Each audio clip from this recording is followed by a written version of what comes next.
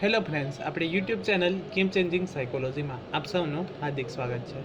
આજના વિડીયોમાં આપણે પ્રોબેશન ઓફિસર, ચીફ ઓફિસર તેમજ અન્ય સરકારી પરીક્ષાઓ માટે મનોવિજ્ઞાન પૂછાય છે તો એની ચર્ચા કરીશું। એ ઉપરાંત પ્રોબેશન ઓફિસર માટે જે નવો અભ્યાસક્રમ જાહેર કરવામાં આવ્યો છે એ અંતર્ગત આજના વિડીયોમાં આપણે બુદ્ધિ એટલે શું, બુદ્ધિ અંગેના આધુનિક અભિગમો પાર્ટ 3 જે છે એની ચર્ચા કરીશું। આ વિડીયો નંબર 4 છે, એટલે અગાઉના તમે વિડીયો ન જોયા હોય તો પ્લેલિસ્ટમાંથી તમને એ વિડીયો મળી જશે। એ ઉપરાંત જે વિદ્યાર્થીઓનું મનોવિજ્ઞાન છે એવા વિદ્યાર્થીઓ માટે જીસેટ અને યુજીસી નેટ માટે પણ આ ટોપિક અગત્યનો છે। તે ઉપરાંત પ્રોબેશન ઓફિસર માટે નવા અભ્યાસક્રમ મુજબ થિયરી બેઝ વિડીયો અને એમસીક્યુ બેઝ વિડીયો એ પણ બનાવ્યા છે, એટલે એ વિડીયો પણ તમે ન જોયા હોય તો પ્લેલિસ્ટમાંથી તમને એ વિડીયો મળી જશે। હવે આધુનિક બુદ્ધિ વિશેના આધુનિક અભિગમોમાં અગાઉના વિડીયોમાં આપણે સ્પિયરમેનનો દ્વિઘટક સિદ્ધાંત જોયો હતો, સ્ટર્નબર્ગનો ત્રિપુટી સિદ્ધાંત, ગિલ્ફર્ડનો ત્રિપરિમાણાત્મક સિદ્ધાંત। તો આ ત્રણ જે સિદ્ધાંત છે એની ચર્ચા કરી છે, એટલે તમે એ વિડીયો પણ ન જોયો હોય તો જોઈ લેવા વિનંતી। અહીંથી ઘણી બધી વખત પૂછાય છે દ્વિઘટક સિદ્ધાંત કોના દ્વારા આપવામાં આવ્યો હતો, તો સ્પિયરમેન દ્વારા, અથવા બીજી રીતે પૂછાઈ શકે સ્પિયરમેન દ્વારા કયો સિદ્ધાંત આપવામાં આવ્યો હતો, તો દ્વિઘટક સિદ્ધાંત આપવામાં આવ્યો હતો। સ્ટર્નબર્ગનો ત્રિપુટી સિદ્ધાંત, તો એ યાદ રાખવાનું છે, સ્ટર્નબર્ગ દ્વારા ત્રિપુટીનો સિદ્ધાંત આપવામાં આવ્યો હતો। ગિલ્ફર્ડનો ત્રિપરિમાણાત્મક સિદ્ધાંત, તો આ યાદ રાખવાનું છે। હવે આજના વિડીયોમાં આપણે ગાર્ડનરનો બહુવિધ બુદ્ધિનો સિદ્ધાંત અને જેપી દાસનો પાસ સિદ્ધાંત જે છે તો એની ચર્ચા કરીશું। એટલે આ યાદ રાખવાનું છે, બહુવિધ બુદ્ધિનો સિદ્ધાંત કોના દ્વારા આપવામાં આવ્યો હતો, તો ગાર્ડનર દ્વારા આપવામાં આવ્યો હતો, અને પાસ સિદ્ધાંત કોના દ્વારા આપવામાં આવ્યો હતો, તો જેપી દાસ દ્વારા। આ ઘણી બધી વખત પ્રશ્ન પૂછાયેલો છે, પાસ સિદ્ધાંત કોના દ્વારા આપવામાં આવ્યો છે, તો જેપી દાસ દ્વારા, અને બહુવિધ બુદ્ધિનો સિદ્ધાંત તો ગાર્ડનર દ્વારા આપવામાં આવ્યો છે। તો જોઈએ ગાર્ડનરનો બહુવિધ બુદ્ધિનો સિદ્ધાંત। તો હાર્વર્ડ ગાર્ડનર 1983માં બુદ્ધિ અંગેના પોતાના મંતવ્યો રજૂ કર્યા હતા। તેઓના મતે બુદ્ધિ એકાકી સ્વરૂપ ધરાવતી નથી, એટલે કે બુદ્ધિનું સ્વરૂપ એક જ સ્વરૂપ નથી, પરંતુ બહુવિધ એટલે કે વધારે જોવા મળે છે। બુદ્ધિમાં જુદા જુદા ઘટકો રહેલા હોય છે। તેમણે બુદ્ધિની સમજૂતી માટે જે સિદ્ધાંત આપ્યો છે એને બહુવિધ બુદ્ધિનો સિદ્ધાંત કહેવામાં આવે છે। તો આ યાદ રાખવાનું છે, બહુવિધ સિદ્ધાંત કોના દ્વારા આપવામાં આવ્યો છે, તો ગાર્ડનર દ્વારા બહુવિધ બુદ્ધિનો સિદ્ધાંત આપવામાં આવ્યો છે। ગાર્ડનરના મતે વ્યક્તિને પોતાના વાતાવરણને સમજવામાં અને દ્રષ્ટિકોણને વિકસાવવામાં બુદ્ધિ મહત્ત્વની ભૂમિકા ભજવે છે। તો ગાર્ડનરના મતે શું કહેવા માંગે છે કે વ્યક્તિ જે છે એ પોતાના આજુબાજુના વાતાવરણને સમજવા માટે, એટલે કે વાતાવરણ કેવું છે એ સમજવા માટે, અને વાતાવરણમાં રહેતા જે લોકો જે છે તો એ કેવા છે એ સમજવા દ્રષ્ટિએ વિકસાવવામાં આવેલી બુદ્ધિ મહત્ત્વની ભૂમિકા ભજવે છે। તેઓ બુદ્ધિની વિશિષ્ટ 8 પ્રકારની લાક્ષણિકતાઓ દર્શાવી છે। તો ગાર્ડનરનો જે બહુવિધ બુદ્ધિનો સિદ્ધાંત છે એમાં બુદ્ધિની વિશિષ્ટ 8 પ્રકારની લાક્ષણિકતાઓ બતાવી છે। વ્યક્તિમાં અને વ્યક્તિ વચ્ચે આ લાક્ષણિકતાઓના પ્રમાણની બાબતમાં તફાવત જોવા મળે છે, કે અલગ અલગ જે બુદ્ધિની લાક્ષણિકતા બતાવી છે તો એ દરેક વ્યક્તિમાં ભિન્નતા જોવા મળે છે, એટલે કે વ્યક્તિએ એમાં તફાવત જોવા મળે છે। પરિસ્થિતિ, સંજોગો અને ઘટનાના અનુસંધાનમાં વ્યક્તિ બુદ્ધિની વિવિધ લાક્ષણિકતાઓમાંથી કેટલીક લાક્ષણિકતાનો ઉપયોગ કરે છે, કે જેવી પરિસ્થિતિ સર્જાય યા સંજોગો યા કંઈ ઘટના બને છે તો એ ઘટના, પરિસ્થિતિ અથવા તો સંજોગોને ધ્યાનમાં રાખીને જે પણ બુદ્ધિ જે છે તો એ લાક્ષણિકતા અનુસાર એનો આપણે ઉપયોગ કરીએ છીએ। દાખલા તરીકે વિદ્યાર્થી જ્યારે વર્ગખંડમાં અભ્યાસ કરે છે ત્યારે તે ભાષાકીય, તાર્કિક કે ગાણિતિક બુદ્ધિનો ઉપયોગ કરે છે। રમતગમતના મેદાનમાં રમતી વખતે દૈહિક શરીર ગતિલક્ષી બુદ્ધિનો ઉપયોગ કરે છે। સહાધ્યાયીઓ, શિક્ષકો, વડીલો આદર્શ વ્યક્તિને સમજવા માટે આંતરવૈયક્તિક બુદ્ધિનો ઉપયોગ કરે છે। તો ટૂંકમાં અલગ અલગ પરિસ્થિતિ, સંજોગો, ઘટના અનુસાર વ્યક્તિ અલગ અલગ બુદ્ધિનો ઉપયોગ કરે છે। હવે આ અગત્યનું છે, ગાર્ડનરે મુખ્યત્વે 8 લાક્ષણિકતાઓ દર્શાવી છે, તો એ દરેક લાક્ષણિકતા અગત્યની છે। ભાષાકીય બુદ્ધિ, તો આ પ્રકારની બુદ્ધિ લેખન, વાંચન, કથન, ભાષાની જટિલતા સમજવી, તેને અસરકારક રીતે રજૂ કરવી વગેરે કાર્યમાં પ્રગટ થાય છે। એટલે કે ભાષાકીય બુદ્ધિ કયા કાર્યમાં જરૂરી છે, તો શબ્દ પરથી જ ખબર પડી જાય છે કે ભાષાકીય બુદ્ધિ છે તો આ પ્રકારની બુદ્ધિ લેખનમાં, કે ભાષાની જરૂર પડે છે કંઈક લખવામાં, વાંચન કરવું હોય, કથન કરવું હોય એટલે કે કંઈક બોલવું હોય, ભાષાની જટિલતા સમજવી હોય તો તેને અસરકારક રીતે રજૂ કરવા માટે ભાષાકીય બુદ્ધિ જાણવી જરૂરી છે અથવા તો ભાષાકીય બુદ્ધિ હોવી જરૂરી છે. હવે ભાષાકીય બુદ્ધિ કોનામાં જોવા મળે તો શબ્દ પરથી જ ખબર પડી જાય. સાહિત્યકારો જે તમે જોયા હશે, સાહિત્યકારો હોય તો એમનામાં ભાષાકીય બુદ્ધિ વધારે હોય છે. લેખન વાંચવાની, બોલવાની એમનામાં આવડત બીજા કરતા વ્યક્તિઓમાં વધારે જોવા મળે છે. લેખકો, વક્તાઓ, ઉદ્ઘોષકો, કથા લેખકો વગેરેમાં આ પ્રકારની બુદ્ધિનું પ્રમાણ વધારે જોવા મળે છે.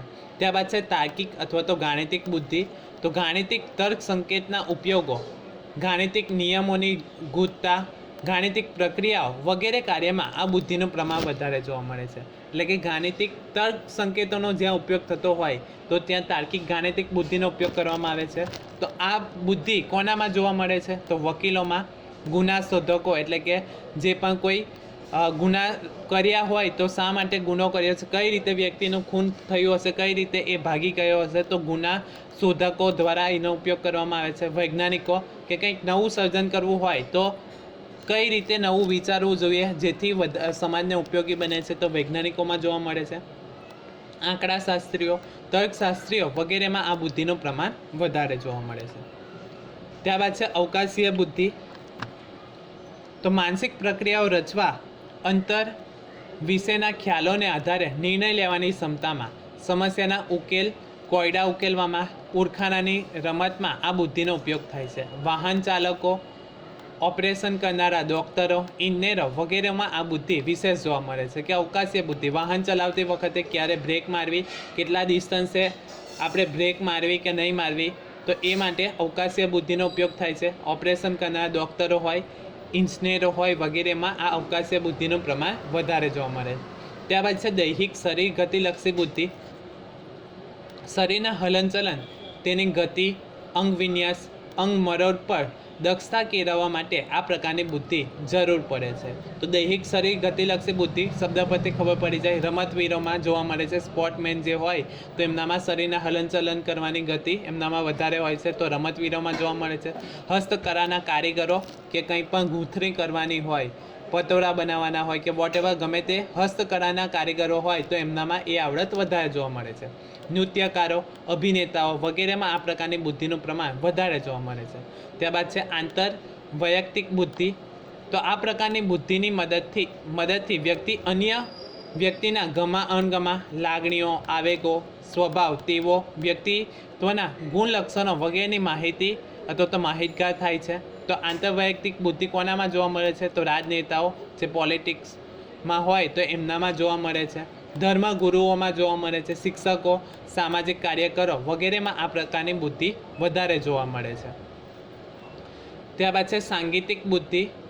તો સંગીતના સૂર, લય, તાલ, રાગ, બંદિશ વગેરેની સમજ કેળવવાની ક્ષમતા સાંગીતિક બુદ્ધિમાં વધારે જોવા મળે છે. શબ્દ પરથી ખબર પડી જાય સાંગીતિક બુદ્ધિ. તો સંગીતના સૂર, લય, તાલ, રાગ, બંદિશ વગેરેમાં જે આરોહ અવરોહ કરવાનું હોય યા સ્વર ઊંચો નીચો કરવાનો હોય તો એવામાં એ બુદ્ધિની જરૂર પડે છે. ગાયન વાદન ક્ષેત્રે કાર્ય કરતા નિષ્ણાતોમાં આનું પ્રમાણ વધારે જોવા મળે છે. ત્યારબાદ છે વ્યક્તિ અંતર્ગત બુદ્ધિ. એક વ્યક્તિ તરીકે આપણે પોતાની લાગણીઓ, આવેગો, અભિવ્યક્તિઓ, મનોવલનો, પૂર્વગ્રહ, માન્યતાઓ વગેરેની સમજ આ બુદ્ધિ દ્વારા કેળવીએ છીએ.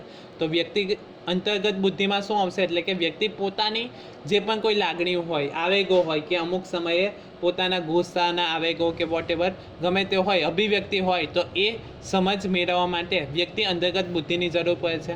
આંતરસૂઝ અને સ્વ આવિષ્કારની સમજ મેળવવામાં આ બુદ્ધિનો ઉપયોગ થાય છે. તો આ અગત્યનું છે. હવે તમારા માટે પ્રશ્ન છે આંતરસૂઝનો પ્રયોગ કોના દ્વારા કરવામાં આવ્યો હતો અને કયા પ્રાણી ઉપર કરવામાં આવ્યો હતો? જો તમે જાણતા હોય તો કમેન્ટ બોક્સમાં કમેન્ટ કરી શકો છો. નૈસર્ગિક બુદ્ધિ. તો પ્રાકૃતિક તત્વો જેવા કે જીવસૃષ્ટિ, વનસ્પતિ તેમજ કુદરતી ઘટનાઓ વિશે સમજ મેળવવા માટે નૈસર્ગિક બુદ્ધિ આવશ્યક છે. જીવ વિજ્ઞાનીઓ, વનસ્પતિશાસ્ત્રીઓ, ખેડૂતો, વન પ્રવાસીઓ વગેરેમાં આ લાક્ષણિકતાનું પ્રમાણ વધુ જોવા મળે છે. તો આટલું યાદ રાખવાનું છે. ગાર્ડનરનો બહુવિધ બુદ્ધિના સિદ્ધાંતમાં 8 લાક્ષણિકતા છે.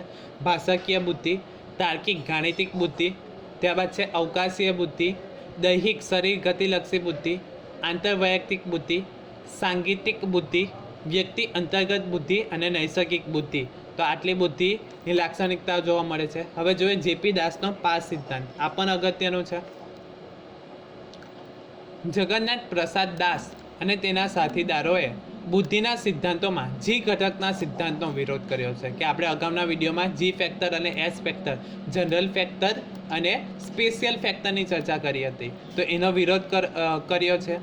પ્રાયોગિક અભ્યાસો અને ચિકિત્સાત્મક અનુભવોને આધારે તેઓએ દર્શાવ્યું છે કે બોધાત્મક ક્ષમતા માટે મસ્તિષ્ક રચના અને તેમાં થતી પ્રક્રિયા મહત્ત્વની ભૂમિકા છે. કે આપણે જે પણ પ્રાયોગિક અભ્યાસો અને ચિકિત્સાત્મક અનુભવોના આધારે એવું દર્શાવ્યું છે કે બોધાત્મક ક્ષમતા માટે જે આપણું મગજ જે છે મસ્તિષ્કની રચનામાં થતી પ્રક્રિયા મહત્ત્વની ભૂમિકા ભજવે છે. તેઓએ બુદ્ધિ અંગેના શરીરલક્ષી અને તેમાં પણ ખાસ કરીને ચેતા મનોવૈજ્ઞાનિક ન્યુરો સાયકોલોજીકલનો દ્રષ્ટિનો સ્વીકાર કર્યો છે. તેઓના મતે મગજની રચના વિશિષ્ટ હોય છે. કે જે આપણું મગજ જે છે તો એની રચના વિશિષ્ટ પ્રકારની હોય છે. તેના કેન્દ્રો સ્વતંત્ર રીતે ચોક્કસ માનસિક પ્રક્રિયાનું નિયમન કરે છે, પરંતુ સાથોસાથ મસ્તિષ્કના કેન્દ્રો પારસ્પરિક રીતે જોડાયેલા છે.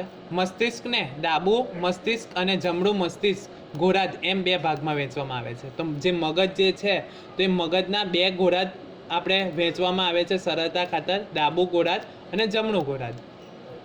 જો મગજના ડાબા ગોળાર્ધમાં કંઈક ઈજા થાય તો એની સીધી અસર શરીરના જમણા અંગો ઉપર જોવા મળે છે, અને જો મગજના જમણા ગોળાર્ધ પર કંઈક અસર થાય તો શરીરના ડાબા અંગો પર એની સીધી અસર જોવા મળે છે. એટલે કે મગજ જે છે તો એના ગોળાર્ધમાં કોઈક ભાગમાં ઈજા થાય તો એની વિપરીત શરીરના અંગો જ્યાં હોય તો એના પર સીધી અસર થાય છે.